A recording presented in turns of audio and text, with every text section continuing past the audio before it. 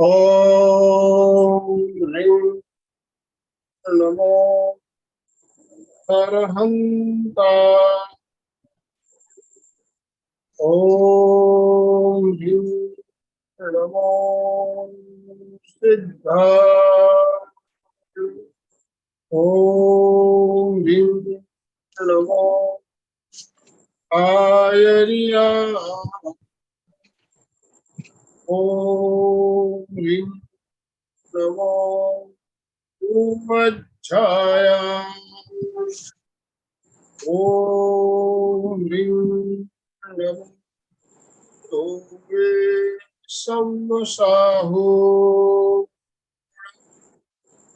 ऐसो पंचण मोक्कारो सब पाव प्रणाशनो मंगलाणं च संवेशिं परमं हवै मंगलम् परमं हवै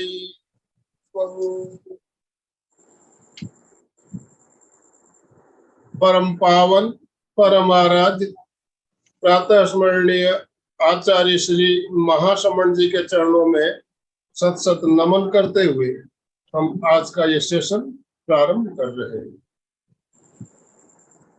सभी साधक साधिकाओं को जय जिनेन्द्र, सभी को जय जिनेन्द्र, जय जिनेन्द्र, सभी को जय जिनेन्द्र। कल्याण मंदिर अनुष्ठान की आज 10वीं कड़ी लेकर हम आपके साथ जुड़ रहे हैं और पिछले 9 कड़ियों में हमने 25 एपिसोड पूरे कर लिए। श्लोक नंबर 25 तक हमारा कंप्लीट हो गया था। आज 26 से लेकर 28, 26, 27 और 28 इन 3 श्लोक के ऊपर हम अर्थ और भावार्थ शब्दार्थ के साथ चर्चा करेंगे और इसकी साधना भी करेंगे। तो मैं आज का कार्यक्रम शुरुआत करने के लिए मंजू जी सिपाही से निवेदन करना चाहूंगा और मंजू जी आपसे निवेदन करना चाहूंगा, आप पार्श्वनाथ मंत्र के साथ आज का कार्यक्रम प्रारंभ करें। पार्श्वनाथ स्तुति के साथ। आराध्य के चरणों में वंदन, गुरुवर के चरणों में वंदन। प्रभु पार्श्वनाथ भगवान के चरणों में सभक्ति वंदन। सभी अपने आप को मंत्र के लिए तैयार करें। शरीर स्थिर और शिथिल, मन शांत और भाव पवित्र। पार्श्व स्तुति मंत्र 9 बार जप करेंगे पूरी तन्मयता और एकाग्रता के साथ। ओम ह्रीं श्रीं अरहं श्री चिंतामणि कामधेनु कल्प वृक्ष पुरुषादानीय श्री पार्श्वनाथ धर्णेन्द्र पद्मावती सहिताय मम मनोवांछितम पूरे पूरे जय विजय करणाय नमः।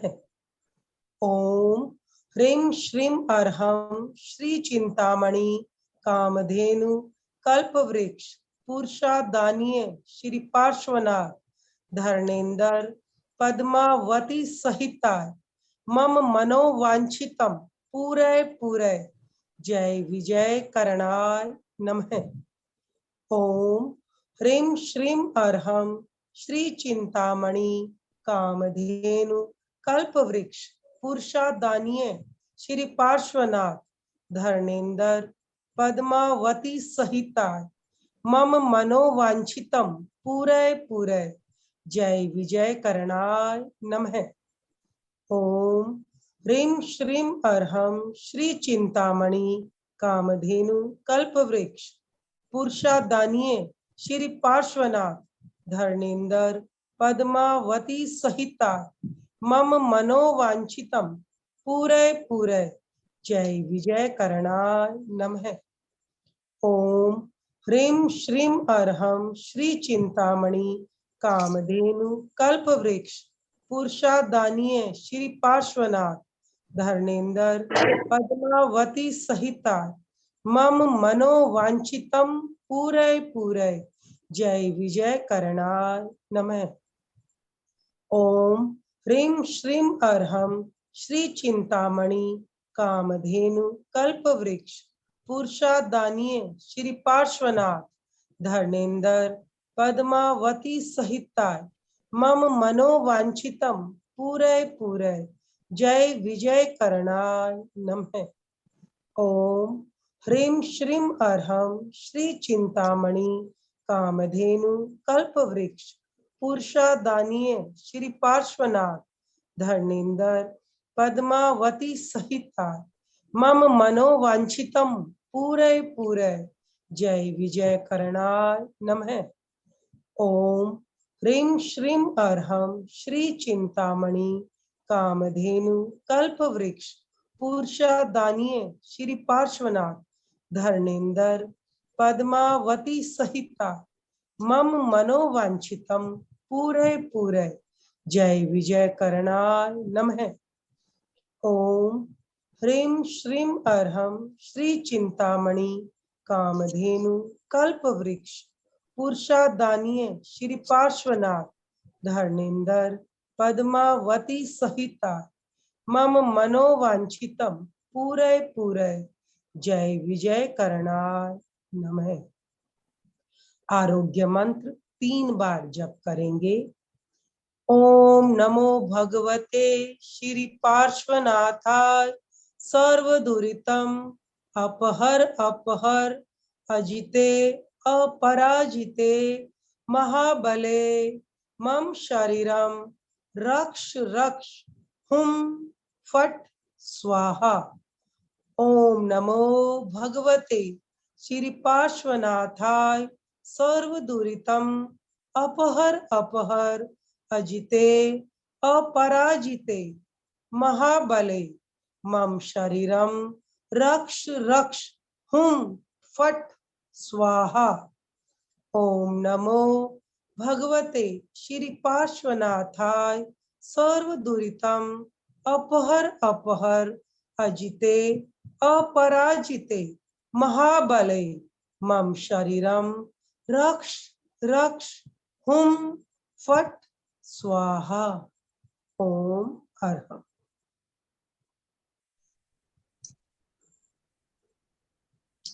हरि अंजलि भावों की करूं प्रभु का अभिनंदन, श्रद्धा भरा समर्पण मेरा स्वीकारो शत शत वंदन। हमारी सघन आस्था के आधार आचार्य श्री महाश्रमण जी को वंदन। वंदन जैन तीर्थंकर परंपरा के 23वें भगवान पार्श्वनाथ को वंदन। अभिवंदना भगवान पार्श्व की स्तुति में अपनी समर्पण भावना से काव्य धारा को अपलावित प्रवाहित करने वाले महान साहित्यकार रचनाकार आचार्य श्री सिद्धसेन को और हमारे एमपी फिटनेस केंद्र और कल्याणम आरोग्यम केंद्र और हमारे जुड़े हुए सभी यहाँ पर सधार्मिक भाई बंधु। कल्याण मंदिर जो कल्याण का मंदिर है और उस कल्याण मंदिर की यात्रा में हमने संकल्प लिया है भगवान पार्श्व की स्तुति का। स्तुति आराधना और अभ्यर्थना वही कहा कर सकता है जिसके मन में निर्मल भावना होती है, पवित्र भावना होती है और जो सहज अपने भीतर एक प्रज्ञा की चेतना का विकास करना चाहता है। तो वास्तव में हमारे इन 10 दिनों की यात्रा के अंतर्गत, लगभग 10 दिनों की यात्रा के अंतर्गत ऐसा लग रहा है कि भगवान पार्श्वनाथ की स्तुति करते करते, आराधना करते करते हमारे भीतर भी भगवान पार्श्व की शक्ति का संचार होने लग जाता है। कई बार ऐसा लगता है कि हम भी पार्श्व बन सके, ऐसा कोई प्रयास किया जाए। तो आइए आज हम चलते हैं हमारे भगवान पार्श्वनाथ की स्तुति में रचित कल्याण मंदिर के 26वें, 27वें, 28वें श्लोक की 27वें, 25, 26वें, 27वें, 28वें श्लोक की स्तुति करने के लिए। हमने देखा जब तीर्थंकर गोत्र में कर केवल ज्ञान की प्राप्ति हो जाती है। और जब 4 तीर्थ की स्थापना होती है तो सहजतः देवताओं के द्वारा 8 प्रतिहारियों की विशिष्ट सेवाएं उस महामानव के लिए, महान व्यक्तित्व के लिए सुपुर्द की जाती है, जिसमें भगवान पार्श्वनाथ को सबसे पहले उनके उनको एक छायादार अशोक वृक्ष का सशक्त सहयोग में, और वो अशोक ने ये प्रेरणा दी हमें कि हम शोक रहित कैसे बन सकते हैं, और शोक रहित बनने के लिए जरूरी है हम कसाय रहित। तो पूरे जीवन में यही कोशिश रहे कि हम कसाय रहित कैसे बन सकते हैं। हमारे कर्म कर्म संसार की जड़ है हमारे कसाय, और जब तक हमारे साथ जुड़े हुए हैं तब तक हम अपनी आत्मा का ऊर्ध्वारोहण नहीं कर सकते। लेकिन बार बार ऐसा एहसास होता है कि जिन्होंने कर्म रज को जीत लिया, जिन्होंने कर्म रज को परे पटाकर अपने 8 कर्मों पर विजय पा ली हो, ऐसे महान व्यक्तित्वों की जब हम स्तुति करते हैं तो स्तुति करते करते हमारे भी कर्मों की निर्जरा होती है, हमारी आत्मा का उत्कर्ष होता है, हम भी उनके समकक्ष बनने का प्रयास करते हैं। और इस प्रयास अगर संकल्पबद्ध होता है तो वास्तव में अगर हम कसायों की प्रगाढ़ता पूरी खत्म नहीं कर सकते तो कसाय हल्के तो हो ही सकते हैं। हम क्रोध एकदम मना तो नहीं कर सकते अपने शरीर और मन के साथ में, लेकिन क्रोध को कम किया जा सकता है। मान को पूरे अंश तक खत्म तो नहीं किया जा सकता, लेकिन मान कम किया जा सकता है। इसी प्रकार राग और द्वेष, कलह और इन सब बातों से हम परे कैसे रह सके। आचार्य सिद्धसेन ने अपनी भक्ति, श्रद्धा और समर्पित भावना से हर कल्याण मंदिर के हर श्लोक में हमें ये प्रेरणा दी है कि हम कैसे मानव से महामानव बन सके, कैसे हम भक्त भगवान की भक्ति करते करते स्वयं भगवान का स्वरूप बन सके, कैसे हम अपने आराध्य की आराधना करते हुए आराध्य के समकक्ष बनने का प्रयास कर सके। कोशिश हमारी जारी रहे, क्योंकि कोशिश रहेगी तो सफलता मंजिल एक दिन सामने अवश्य रहेगी। सरस्वती प्रसन्न हो गई एक छोटे से बालक पर जो मन लगाकर अध्ययन कर रहा था। मन लगाकर अध्ययन कर रहा था, सरस्वती प्रकट हुई कि हे बालक, मैं तुम्हें कुछ वरदान देना चाहती हूँ, तुम कुछ हमसे मांग लो। बालक ने कहा, मुझे कुछ नहीं चाहिए, मैं अपने श्रम के बलबूते पर ही विद्या को प्राप्त करना चाहता हूँ, मुझे किसी के भी भरोसे की और किसी के भी सहयोग की अपेक्षा नहीं है। सरस्वती ने उसके आत्मविश्वास को देखकर अपने मन को प्रसन्नता व्यक्त करते हुए कहा, मैं तुम्हारे आत्मविश्वास से प्रसन्न हुई, तुम एक वरदान मांगो। बच्चे ने कहा कि माँ, मुझे और कुछ नहीं चाहिए, मुझे अपने आप पर भरोसा है कि मैं एक दिन आप जैसा शक्तिशाली और विद्यापति बन सकता हूँ। लेकिन मुझे एक कमी लग रही है कि मैं जिस दिए की बाती में पढ़ रहा हूँ, वो दिए की बाती कमजोर होती जा रही है। एक न एक दिन इसका तेल खत्म होगा और ये दिया बुझ जाएगा, और मेरे घर में इतना सामर्थ्य नहीं कि मैं नया दिया खरीद सकूं या नए दिए में नया तेल डाल सकूं। तो हे माँ, अगर वरदान देना ही है तो मुझे वो दो कि जब तक मैं अध्ययन करता रहूं ये दिया जलता रहे, ये दिया जलता रहे। बस यही आज के इस कार्यक्रम, हमारे इस कल्याण मंदिर के उपक्रम का हमारे आचार्य श्री सिद्धसेन ने संदेश दिया है कि प्रज्ञा की रोशनी हमारे भीतर पनपती रहे, इसका दिया हमारे भीतर जलता रहे। 1 श्लोक नहीं, 2 श्लोक नहीं, 3 श्लोक नहीं, आज हम 26वें तो 27वें श्लोक की आराधना करेंगे। तो आराधना करते हुए हमारे मन में ये भावना रहे कि हमें पार्श्व की भक्ति या वीतराग व्यक्तित्वों की भक्ति की जो निर्मल भावना है वो हमारी हमेशा बरकरार रहे, सक्रिय रहे, सजग रहे और उत्साह सहित रहे। बस वो कम नहीं हो, और वो कम भावना कम नहीं होगी, अगर संकल्प कमजोर नहीं होगा तो हमारे भीतर प्रज्ञा की रोशनी अवश्य आएगी। तो देखिए 26वें श्लोक में श्री सिद्धसेन कह रहे हैं कि उन्होंने हमें 8 प्रतिहारियों की रचना के बारे में बताया था कि 8 प्रतिहार्य होते हैं। एक तीर्थंकर जब बनते हैं तो देवों के द्वारा 8 प्रतिहारियों की रचना की जाती है, यानी 8 संपदाएं उनको सुपर्द कर दी जाती है। अशोक वृक्ष, दिव्य पुष्प वृष्टि, देव दुंदुभी, छत्र, चामर, काफी 5 या 6 हमने प्रतिहार्यों की चर्चा हमने पिछले जो श्लोकों में हमने की थी। आज जो श्लोक है उसमें जो हमारी चर्चा है वो एक विशिष्ट चर्चा है। उसमें आज आचार्य श्री सिद्धसेन हमको कह रहे हैं, उद्योतितेषु भवता भुवनेषु नाथ तारान्वितो दुर्यं विहिताधिकार मुक्ता कलाप कलितोल्लसितात पत्र व्याजा व्याजा त्रिधा धृत तनुर्धुर्वमुप्यपेत तनुधरुमुप्यपेत व्याजा त्रिधा धृत तनुधरुवमुपेत। आचार्य श्री सिद्धसेन इस श्लोक में हमें बता रहे हैं, हे स्वामिन नाथ, पहली पंक्ति में उद्योतितेषु भवता भुवनेषु नाथ है, यानी इसमें जो प्रतिहार्य है वो भगवान के ऊपर जो छत्र होते हैं, 3 छत्र, हर तीर्थंकर के 3 छत्र ऊपर विराजमान हो जाते हैं देवताओं के द्वारा। तो उन तीनों छत्रों की व्याख्या करते हुए कह रहे हैं, उद्योतितेषु भवता भुवनेषु नाथ है, आपके द्वारा उद्योतितेषु भवता भुवनेषु नाथ है, तीनों लोगों को प्रकाशित होने पर अपने अधिकार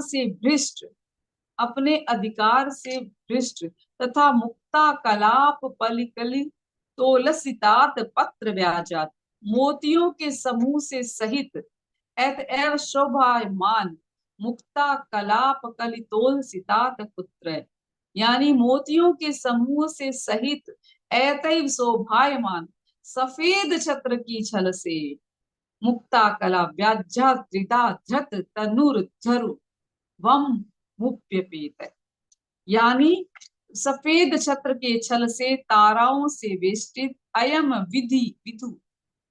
विधु तारान्वितो विधुरयम विहताधिकार। दूसरी पंक्ति, अयम विधु, यह चंद्रमा 3 शरीर धारण कर निश्चय से सेवा को प्राप्त हुआ है। उद्योतितेषु भवता भुवनेषु नाथ है, हे नाथ, आपके प्रभाव से क्या होता है, आपके द्वारा तीनों लोकों को प्रकाशित, भवता भुवनेषु उद्योतितेषु, प्रकाशित करने से क्या हो गया, तारान्वितो विधुरयम विहताधिकार है, ताराओं से जड़ित जो चंद्रमा था उसका अधिकार कम हो गया। क्यों कम हो गया? क्योंकि आपके ऊपर जो छत्र है वो इतने चमत्कृत है कि उनके आगे चंद्रमा का जो प्रकाश है वो कम हो गया। क्या, कैसे कम हो गया? मुक्ता कलाप कलितल तोल सितात पत्र व्याजात, कि मोतियों के समूह से सहित अतएव शोभायमान सफेद छत्र के छल से, यानी उनके जो छत्र था उसके ऊपर मोती लटक रहे थे, तो वो मोतियों को ताराओं की उपमा देते हुए कहते हैं, तारान्वित, ताराओं से वेष्टित ये चंद्रमा 3 शरीर धारण कर सेवा को प्राप्त हो गया। यानी वो कह रहे हैं कि चंद्रमा को भगवान आपकी जो संपदा है उससे ईर्ष्या हो गई। कैसे ईर्ष्या हो गई? कि जब 3 छत्र आपके ऊपर लग जाते हैं, कैसे? सूर्य का प्रकाश करने वाले यानी उजला, चंद्रमा जैसा शीतल प्रकाश, सूर्य जैसा हमारा ओजस्वी प्रकाश, और तीसरे में अंदर मोतियों की लड़ी लगी हुई है, मुक्ता रत्न यानी रत्नों के बंधा हुआ तीसरा आपके छत्र लगा हुआ है। तो जब ये 3 छत्र एक तीर्थंकर के ऊपर लग जाते हैं तो चंद्रमा की तो कोई भूमिका ही नहीं रहती है उनके ऊपर प्रकाश डालने की। अतः चंद्रमा क्या होता है? ईर्ष्या से भर जाता है। तो कहते हैं कि जब चंद्रमा यानी भगवान पार्श्वनाथ यानी तीर्थंकर यानी वीतरागी व्यक्ति जब अपनी साधना की पराकाष्ठा पर पहुंच जाते हैं तो उन्हें कोई कवच की जरूरत नहीं रहती, न चंद्रमा की जरूरत रहती है, न सूर्य की जरूरत रहती है, क्योंकि उनके भीतर तो मोह बंध का कारण टूटकर अमाओं का अंधकार तो हट गया है और ज्ञान का प्रकाश आ गया है। तो उन्हें अंधकार हटाने के लिए कोई प्रकाश की आवश्यकता ही नहीं, इसलिए उन्हें सूर्य की आवश्यकता नहीं, और उनके अंदर क्रोध की गर्मी खत्म हो गई है और समता भावना की ठंड आ गई है। तो चांद की शीतलता की भी जरूरत नहीं। और तो और उनके चारों तरफ रत्न और मणियों के छत्र जो चामर है, वो ये बता रहे हैं कि भगवान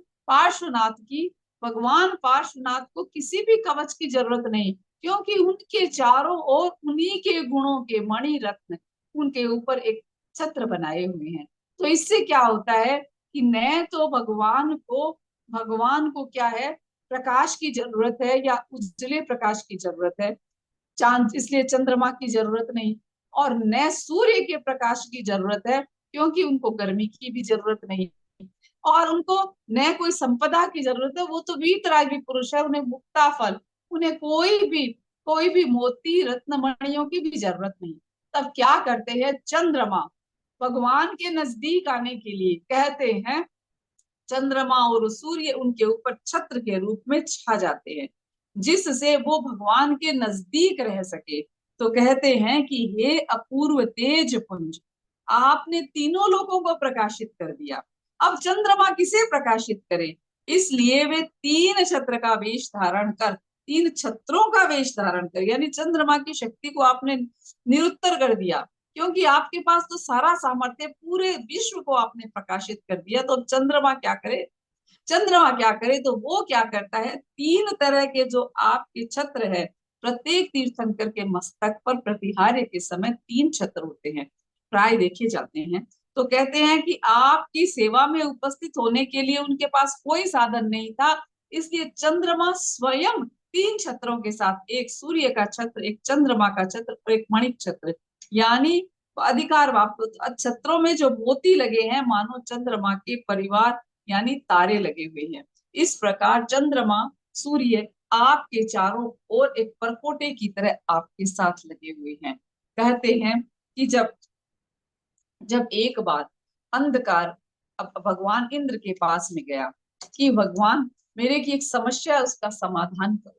बोलो क्या समस्या है, कि मेरे पीछे पीछे ये प्रकाश रहता है, मेरे अंधकार मेरे को मिटा देता है, जब प्रकाश आ जाता है तो मैं मिट जाता हूँ। तो इंद्र ने प्रकाश को बुलाया कि भैया तुम क्यों इसके पीछे पड़े हो। वो बोला मुझे मालूम ही नहीं अंधकार क्या चीज होता है, न मेरा कोई उद्देश्य है। तो फिर एक बार तब इंद्र ने समझाया कि ये बातें सहज है कि जब प्रकाश आता है तो अंधकार लुप्त हो जाता है। इसी प्रकार एक बार मोह ने भी इंद्र को शिकायत कर दी कि धर्म मेरा पीछा कर रहा है और धर्म जब आ जाता है तो मुझे तोड़ना पड़ जाता है। तो इंद्र ने कहा कि ये बातें भी सहज होती है।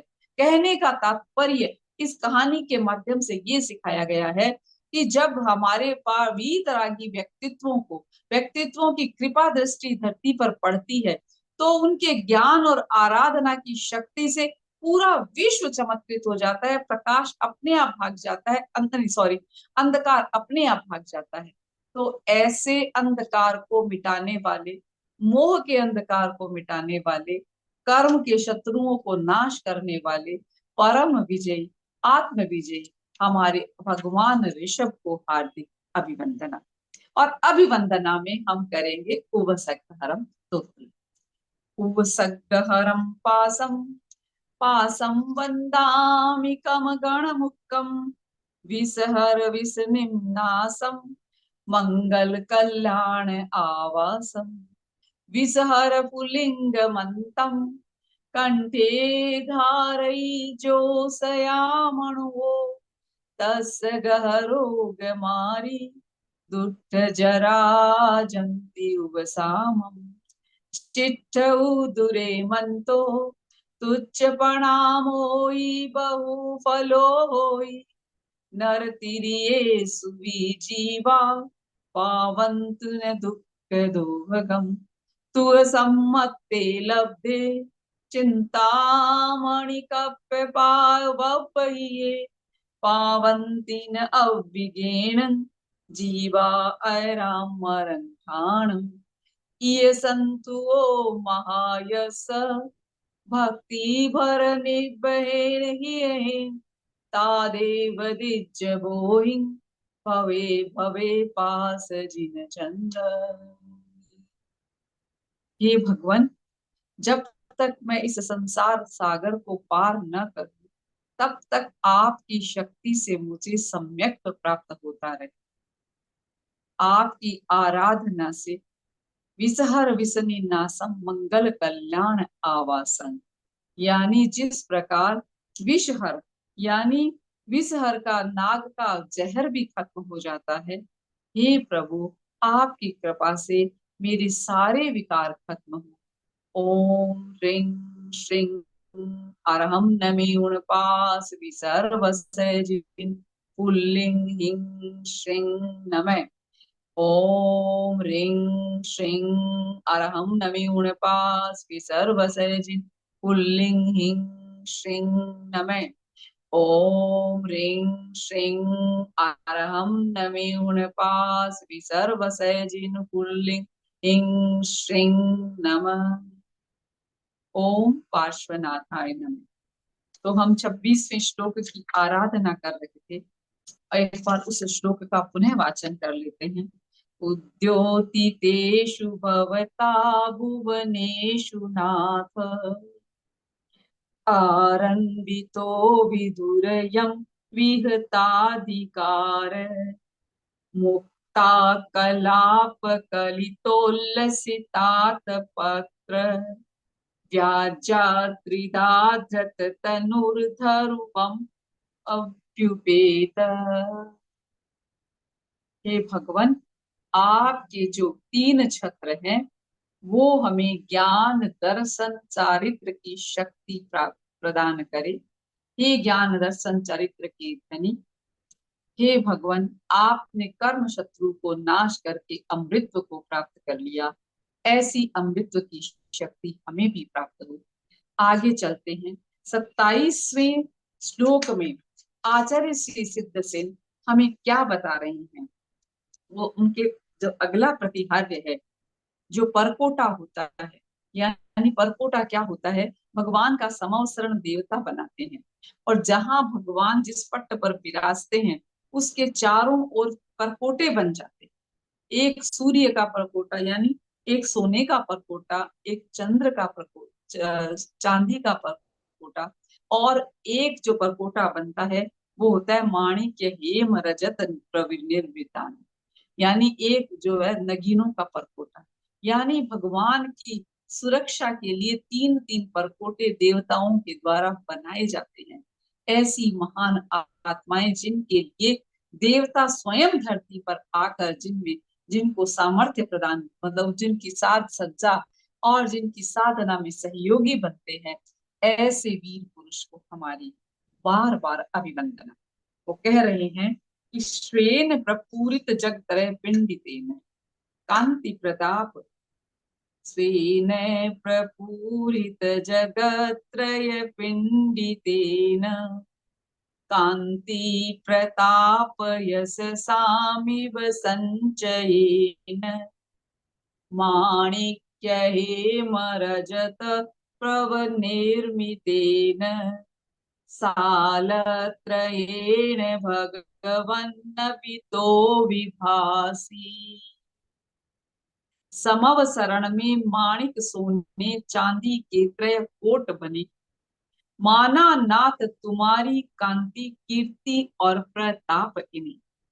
जन्म जात वैरों के भी है, जन्म जात वैरी के भी है, हो जाते मैत्री युक्त मन है, ऐसे पारस प्रभु के पद में शीश झुका कर बंधन है। कहते हैं भगवान पार्श्व की समता और क्षमता और क्षमाशीलता ऐसी आदरणीय है कि उनके पास जो भी आते हैं सहज ही क्या बन जाते हैं, जन्मजात से जो बैरी होते हैं वो भी मित्र बन जाते हैं। कहते हैं उनकी विराट साधना थी कि खामे मी सब जीवे सब्बे जीवा खमम तुम्हें, विश्व के सारे प्राणियों को मैं क्षमा करता हूँ, वे मुझे क्षमा करें।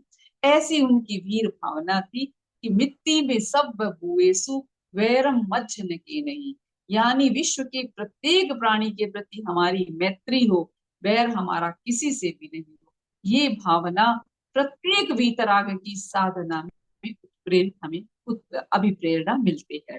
तो इसमें कहते हैं कि श्वेत प्रपूरित जगत्रय पिंडितेन, परकोटे कैसे बने हुए हैं? भगवान, हे भगवान, भगवान नव्वितो विभासी, हे भगवान आप अभित अभित चारों ओर से प्रपूरित जगत्रय पिंडितेन, भरे हुए जगत्रय के पिंड अवस्था को प्राप्त, स्व कांति प्रताप यश साम संचयेन इव, आपने कांति प्रताप और यश के समूह के समान शोभायमान माणिक्य हेम रजत प्रभ निर्मितेन, माणिक्य सुवर्ण और चांदी से बने हुए इन परकोटों से शोभायमान आप होते हैं।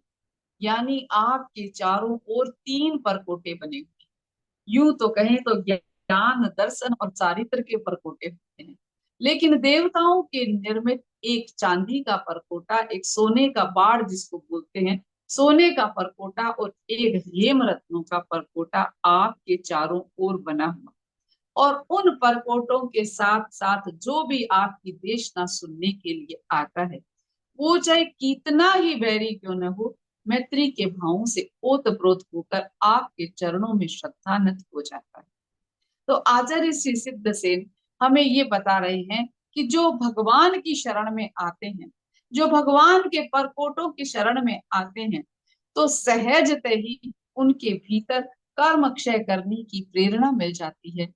ज्ञान दर्शन चारित्र की आराधना के लिए स्वयं संकल्पित हो जाता है, और तो और भगवान की भक्ति करके अपने कर्मों को क्षय करता हुआ अमृत में लीन होने के लिए अपने आप को संकल्पित कर लेता है।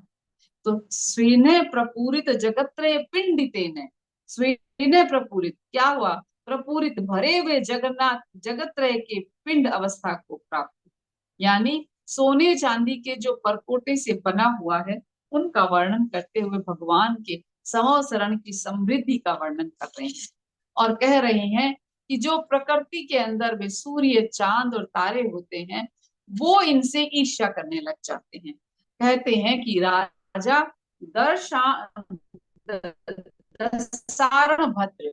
दसारण भद्र राजा बहुत ही ऐश्वर्य संपन्न थे। एक बार दर्शान भद्र भगवान महावीर का परम भक्त भी था और भगवान को अपने नगर में आमंत्रित भी किया। दसारण भद्र राजा ने सोचा कि मैं जब भगवान महावीर की वंदना करने जाऊंगा तो सबसे ज्यादा ऐश्वर्य की और संपदा के साथ जाऊंगा, जिससे लोग मुझे कहेंगे कि ऐश्वर्य संपन्न कौन है? दसारण भद्र है, दसारण भद्र। तो जो दसारण भद्र है उसके मन में अहम की भावना आ गई और जा कहाँ रहा था? भगवान की सेवा करने के लिए उनके चरणों में उपस्थित होने जा रहा था। उधर इंद्र यानी शुक्रेंद्र को समझ में आया कि जो ये दसारण भद्र राजा बहुत सरल भी है, सहज भी है, श्रावक भी है, लेकिन इसके अंदर अहंकार भूत है, और जब तक अहंकार रहेगा तब तक श्रेणियां ऊंची नहीं चढ़ सकती। अतः कहा जाता है कि जब तक अप्रमाद यानी जो गुण स्थान होते हैं, 5वां गुण स्थान होता है प्रमत, 6ठा गुण स्थान होता है प्रमत संयत, प्रमाद के साथ होता है त्याग जरूर होता है 6ठे गुण स्थान में, 7वां गुण स्थान में अप्रमत संयत हो जाता है, जिसमें व्यक्ति अप्रमत बनता है। ये है अप्रमत की साधना का उदाहरण कि ज्ञान दर्शन चारित्र के जो परकोटे बने हुए हैं उनमें आकर जो भगवान की स्तुति करता है वो वास्तव में स्वयं ज्ञान संपन्न, दर्शन संपन्न और चारित्र संपन्न बन जाता है। तो दसाण भद्र अपने भगवान महावीर के दर्शन करने जा रहे थे ऐश्वर्य संपदा के साथ, और इंद्र ने सोचा कि इसका अहंकार इसके आड़े आ रहा है, तो इंद्र ने भी क्या किया कि अपना वेश बदल कर और एक विशालकाय हाथी का स्वरूप बनाया, और उस हाथी में क्या था? विशालकाय हाथी का निर्माण किया जिसके 500 मुख थे और एक एक मुख पर 8-8 दंत शूल थे, और प्रत्येक दंत शूल पर 8-8 जलाशय, और प्रत्येक जलाशय पर लाल पंखुड़ियों वाले कमल के फूल, और फूल की प्रत्येक पंखुड़ी पर 32 प्रकार की क्रीड़ाएं। यानी ऐसा साम्राज्य, ऐसा सुंदर वातावरण उस हाथी पर सजा दिया और उस साथी पर सवार होकर जो शुक्रेंद्र थे वो इस धरती पर आए। दशानन ने सोचा कि वास्तव में ये तो मेरे से ज्यादा ऐश्वर्यशाली है, तो अब मेरे को ऐश्वर्यशाली कौन कहेगा। तो दशानन तत्काल निश्चय किया भगवान महावीर से कि मैंने बहुत सारी समृद्धि पाई, बहुत सारी मतलब खजाना देखा, लेकिन मेरे ऊपर कोई न कोई तो प्रभावशाली बन ही जाता है। अब मुझे एक ऐसा मार्ग चुनना है जिससे मैं वास्तव में प्रभावशाली बनूं कि मेरा कोई बराबरी न कर सके। तो भगवान ने बताया कि एक ही जो श्रेणी है, साधुत्व की श्रेणी, त्याग की श्रेणी, चारित्र की साधना की जो श्रेणी होती है, वो श्रेणी में अगर आप चले जाते हो तो उससे बड़ा और कोई नहीं हो सकता। चाहे देव हो, चाहे चक्रवर्ती हो, चाहे वासुदेव हो, लेकिन त्याग चेतना के आगे सभी नत हो जाते हैं। तो दशानन जो सहज और सरल हलकर्मी था, उसने भगवान को निवेदन किया कि मुझे आप दीक्षा दे दीजिए, और मुनि चर्या के साथ प्रवृत्त होकर उसने दीक्षा स्वीकार कर वो मुनि बन गया, अजय बन गया, अमर बन गया। तब इंद्र को भी झुकना पड़ा और आकर उनके चरणों में नतमस्तक हो गया कि आपको थोड़ा सा अहंकार भी देखा तो मेरे मन में भी आपके प्रति स्पर्धा भी आई और आपको दिशा बोध देने की भावना भी आई। और जब इंद्र भी आपके चरणों में नत हो जाते हैं तो सोचिए त्याग चेतना की कितनी बड़ी गरिमा है। तो इस प्रकार आचार्य श्री सिद्धसेन ने एक एक श्लोक के माध्यम से एक एक बिंदु को हमारे सामने खोल कर रख दिया है, और मूल एक ही है कि हम कसाय मुक्त बने, क्रोध मुक्त बने, मान मुक्त बने, लोभ मुक्त बने, राग मुक्त बने, द्वेष मुक्त बने, माया मुक्त बने। खाली उद्देश्य एक ही है कि पार्श्व की भांति हम निर्मल कैसे बन सकते हैं, सहज कैसे बन सकते हैं। और जो व्यक्ति सहजता और निर्मलता के साथ में आराधना के क्षेत्र में आगे बढ़ता है, वो स्वयं सिद्धेश्वर की श्रेणी के लिए संकल्पित हो जाता है और एक न एक दिन उस मंजिल तक पहुंच जाता है। तो ऐसे महान समताधारी, क्षमाशील, प्रज्ञावान आचार्य भगवान पार्श्व की स्तुति करते हुए जो आचार्य सिद्धसेन ने हमें अपने जीवन में ज्ञान दर्शन चरित्र की आराधना की प्रेरणा दी है। सूर्य और चंद्र और ज्ञान दर्शन और चारित्र के परकोटे, उन परकोटों की छाया में स्वयं को समर्पित करने की जो बात कही है, इसके लिए हम आचार्य सिद्धसेन को नमन करते हैं और भगवान पार्श्व की अभिवंदना करते हुए शत शत नमन करते हैं। ये था हमारा 27वां श्लोक, जिसमें 3 परकोटे थे। यानी 26वें श्लोक में प्रतिहार्य क्या था, 3 चामर थे, जिसको चमर ऊपर छत्र बोलते हैं। 3 छत्र थे, और छत्र क्या चीज के थे, एक सोने का था, एक चांदी का था, एक मणि रत्नों का था। और कहा जाता है इसी प्रकार 3 परकोटे थे, 3 चारों तरफ परकोटे बने। परकोटों में क्या था, वो भी सोने का था, चांदी का था और रत्नमणियों का था। लेकिन भगवान को किसी भी चीज की अपेक्षा नहीं थी, वो तो निष्क्रिय थे, निर्लिप्त थे। उन्हें इसकी प्रतिहारियों की कोई आवश्यकता नहीं और प्रतिहारियों का कोई अहम भी नहीं था। इतने सरल, सहज, क्षमाशील आचार्य भगवान पार्श्वनाथ की स्तुति करते हुए हम स्वयं को सौभाग्यशाली मानते हैं। तो 28वें श्लोक में आचार्य सिद्धसेन हमें क्या बताना चाह रहे हैं, और वो हमें एक और प्रतिहार्य की संरचना के बारे में हमको दिशा बोध दे रहे हैं।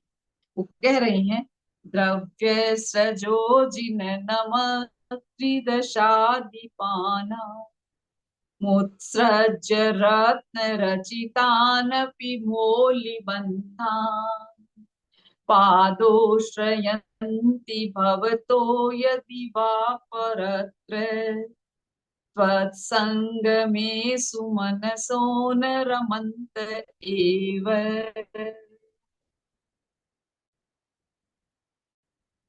अब क्या है, अब जो प्रतिहार्य है वो बहुत ही विचित्र है कि भगवान इंद्र के जो मालाएं पहनी भी रहती है, मुकुट और मालाएं पहनी भी रहती है, और वो जब पार्श्वनाथ भगवान जैसी वीतराग आत्माओं के दर्शन करते हैं तो मालाएं स्वयं उस इंद्र के मस्तक को छोड़कर उनके चरणों में नत हो जाती है। तो वो कहते हैं कि देखिए, इंद्र के साम्राज्य से भी ज्यादा तीर्थंकरों का साम्राज्य आकर्षक होता है, प्रभावशाली होता है। वे कहते हैं, हे जिनेंद्र, दिव्य सज, दिव्य पुरुषों की मालाएं, यानी इंद्र आदि देवताओं की मालाएं, दिव्य सजो जिन, हे जिनेंद्र, दिव्य सजो, दिव्य पुरुषों की मालाएं, नमत्रि दशाधिपाना, नमंती नमति दशाधिपाना, नमस्कार करते हुए इंद्रों के मुत्सृज्य रत्न रचितान पिमोली बंधान, यानी रत्नों से बने हुए मुकुट को भी छोड़कर, क्योंकि रत्न का मुकुट तो इंद्रों के पहना हुआ रहता है और माला भी गले में डाली दी रहती है, और इंद्र से ज्यादा सुख समृद्धि वाला और कौन होगा। लेकिन मालाएं, जो रत्न मालाएं हैं, वो इंद्र के मुकुट को भी छोड़कर, उनके गर्दन को भी छोड़कर भगवान के चरणों में समर्पित हो जाती हैं। तो कहते हैं, अपिमोली बंधन, रत्नों से बने हुए मुकुटों को भी छोड़कर भवतः पादोश्रयंती, आपके चरणों का आश्रय ले लेती है। कैसे ले लेती है? अथवा तत् संगम में, आपका समागम होने पर, यानी जब आपकी श्रद्धा और विश्वास के साथ आपकी स्तवना करते हैं, तब क्या होता है? आपका समागम होने पर, यानी आपकी दृष्टि पड़ते ही, सुमन से पुष्प आदि विद्वान पुरुष किसी भी दूसरी जगह नहीं रमण करते। यानी भगवान, चाहे मालाएं हो चाहे विद्वान पुरुष हो, आपकी दृष्टि जहां पड़ती है, आदमी वही रहना चाहता है। वो बड़े से बड़ी सुविधा को छोड़कर आपके चरणों में समर्पित हो जाता है।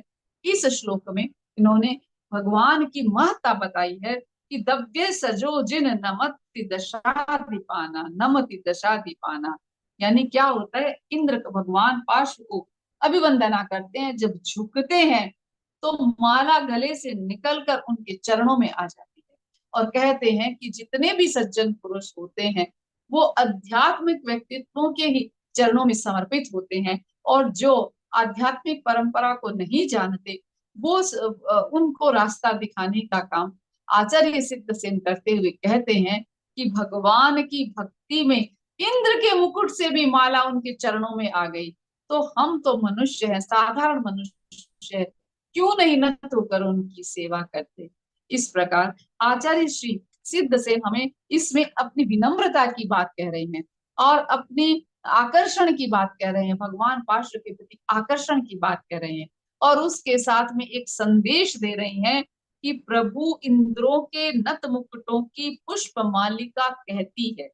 इंद्रों की जो पुष्प मालिका है वो कह रही है, क्या कह रही है?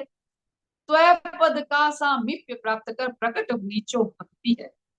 इसका अर्थ समझिए, प्रभु से जुड़े सभी अंतर मन है, ऐसे पारस प्रभु के पद में शीश झुका कर वंदन है। कहते हैं कि एक बार कन्फ्यूशियस, जो संत कन्फ्यूशियस के पास में एक आदमी आया और उन्होंने कहा कि हमें देखना है कि आपके राज्य के अंदर जो मंत्री है वो कौन है, जिसकी वजह से प्रबंधन बहुत सुंदर होता है। तो सम्राट अशोक थे, सम्राट समृद्धि थे, यानी जो राजा महत्वपूर्ण मौर्य साम्राज्य में बहुत ही शक्तिशाली प्रबंधन था, और उसका आधार था चाणक्य नीति और चाणक्य के द्वारा सही प्रबंधन। तो एक बार उनकी राज्यसभा में चाणक्य की प्रशंसा करते हुए जब सुना गया, तो एक राजदूत आया कि मैं चाणक्य से मिलना चाहता हूँ, ऐसी उसमें क्या कला। तो बोले, जाओ नदी के किनारे चले जाओ।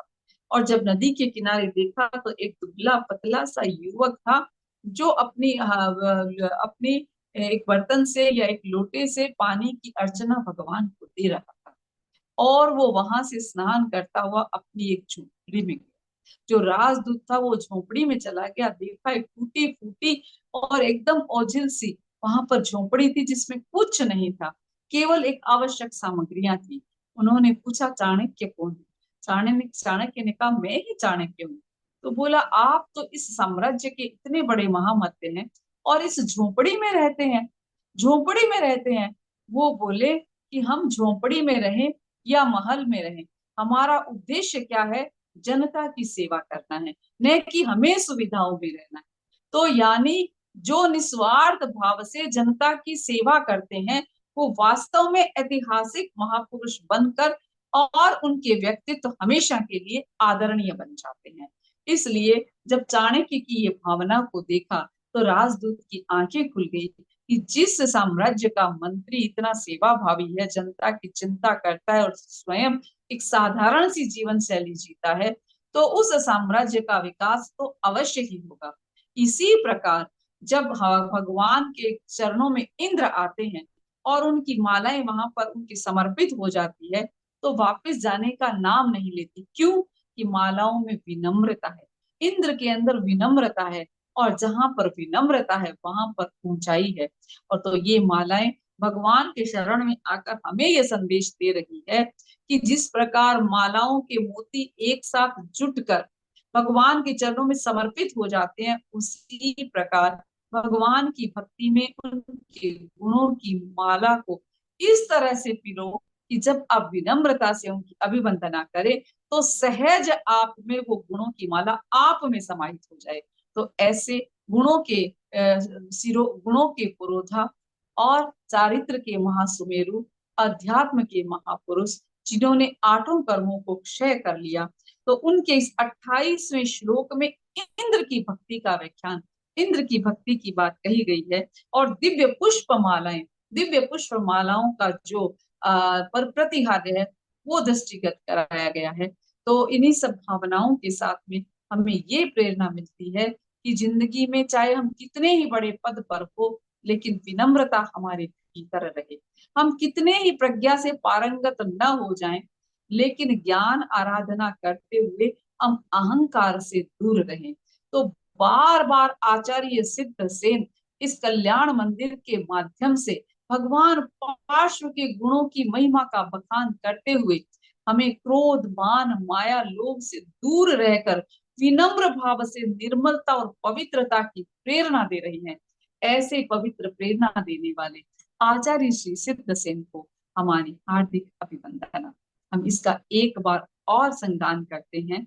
दव्य सजो जिन नमत्रिदशाधिपाना मुत्सृज रत्न रचितानपि मौलिबन्धान् पादो श्रयन्ति भवतो यदि वा परत्र त्वत्संगमे सुमनसो न रमन्त एव।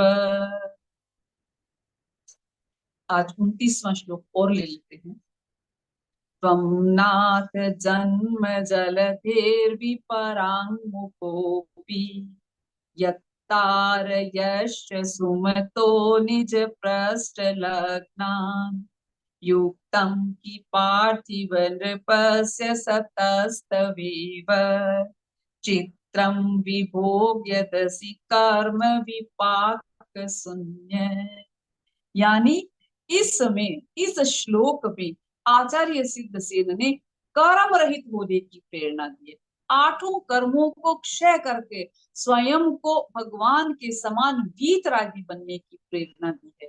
पहले 8 प्रतिहारियों की रचना और भगवान इंद्र की विनम्रता की, भगवान भी उनके चरणों में, इंद्र भी उनके चरणों में नत होते हैं। तो इसमें वो कह रहे हैं कि हे कृपालु, जिस तरह अधोमुखी पका घड़ा करता नदी पार, कर्म पाक से रहित प्रभु त्यों ही तुम करते भवि पार। इस उपकारमयी प्रकृति का जिनमें अति आकर्षण है, ऐसे पारस प्रभु के पद में शीश झुकाकर बदन है।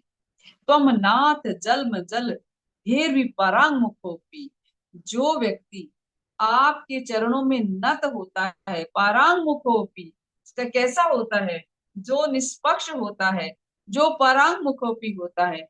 देखिए, एक घड़ा जब जल में तिरता है तो अगर ऊपर मुंह करके तिरेगा तो घड़ा तिर जाएगा, और अगर भीतर मुंह कर लेगा तो उसमें पानी भर जाएगा और घड़ा डूब जाएगा। इसलिए कहते हैं कि जो, हे स्वामिन, आप जल जल के संसार रूपी समुद्र से जन्म जल धेर्वि परांगमुखोपि, संसार समुद्र से किसको पार कराते हैं? परांगमुख होते हुए भी यानी आप ऊपर की मतलब निर्लिप्त होते हुए भी क्या करते हैं, निज पृष्ठ लगना, अपने पीछे लगे हुए अनुयायी जीवों को तार देते हैं। कहते हैं कि हमारे भक्तांबर के श्लोक में 10वां श्लोक था, 10वें श्लोक में ये बात कही गई थी कि भगवान अपने समान अपने भक्तों को क्या नहीं बनाएंगे, नहीं बनाएंगे, जरूर बनाएंगे। तो उसी प्रकार कल्याण मंदिर के इस 29वें श्लोक में आचार्य श्री सिद्धसेन हमें ये कह रहे हैं कि हे भगवान, आप क्या है, आप तो महासागर है, महासागर है, संसार रूपी समुद्र से परांगमुख होते हुए भी आप पीछे लगे हुए अनुयायियों को तार देते हैं। कैसे तार देते हैं? राजा अधिराज अथवा मिट्टी के पके हुए घड़े की तरह परिणमन करने वाले आपको उचित ही है, हे प्रभु आप कर्मोदय से क्रिया रहित हो जाते हैं।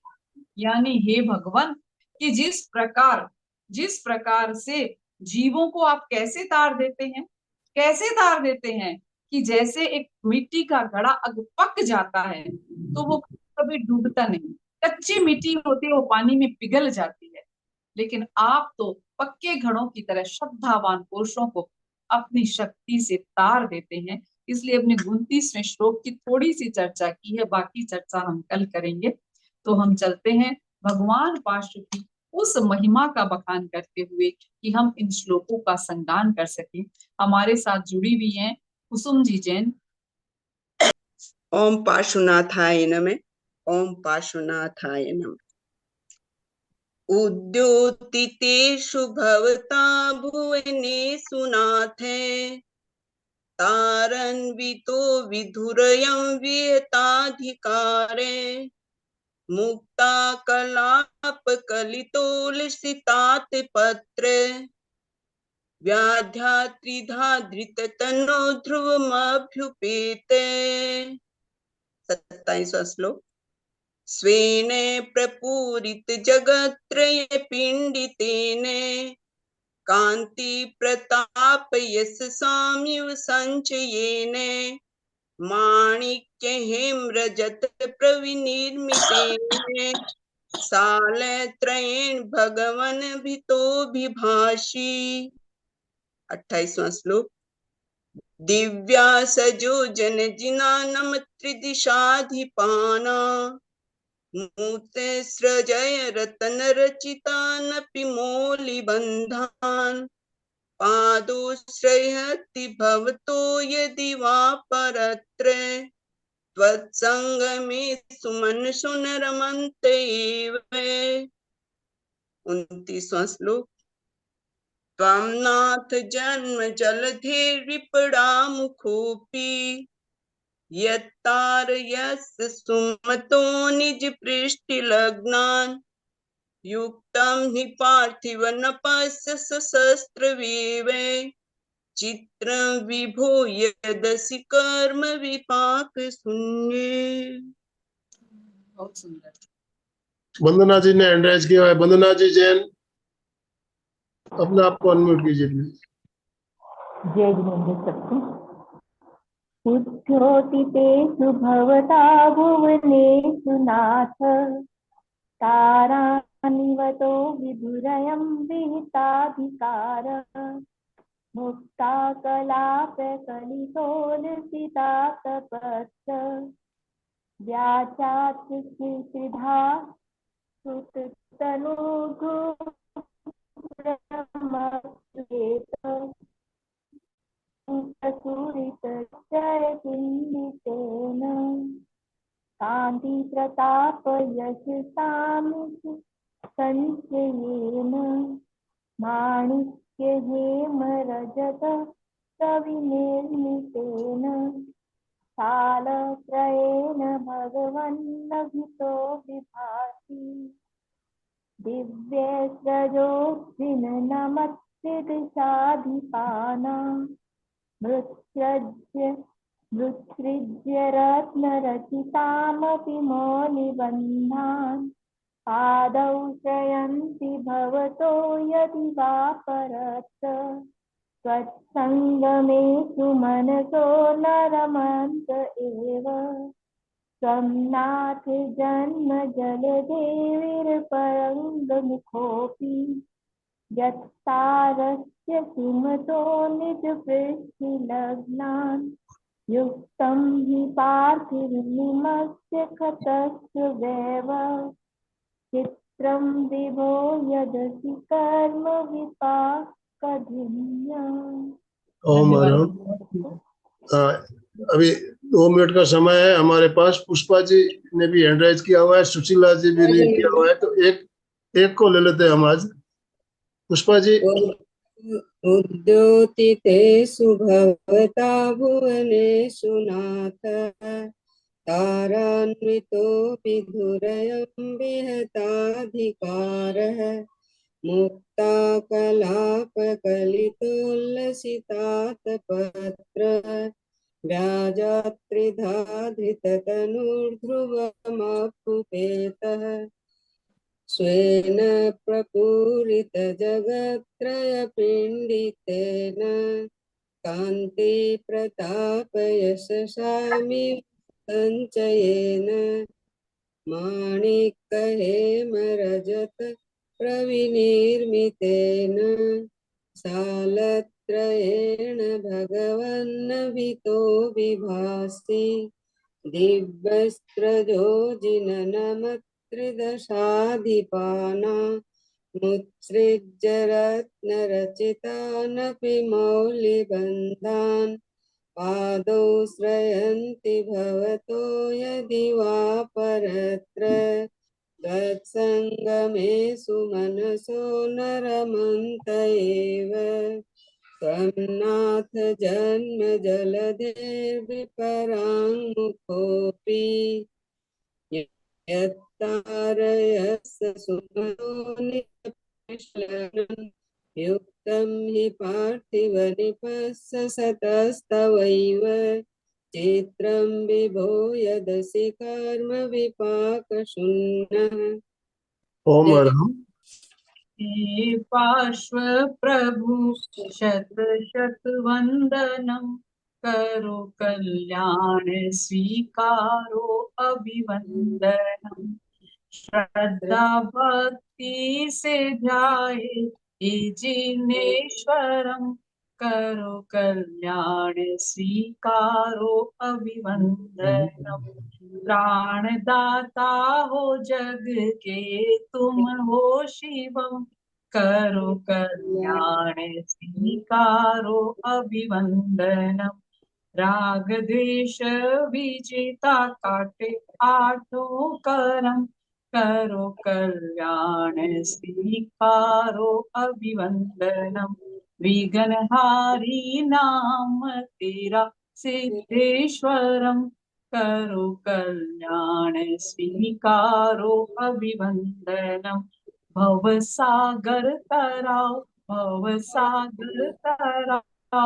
हे रामेश्वरम करो कल्याण स्वीकारो अभिवंदनम हम बन जाए तेरे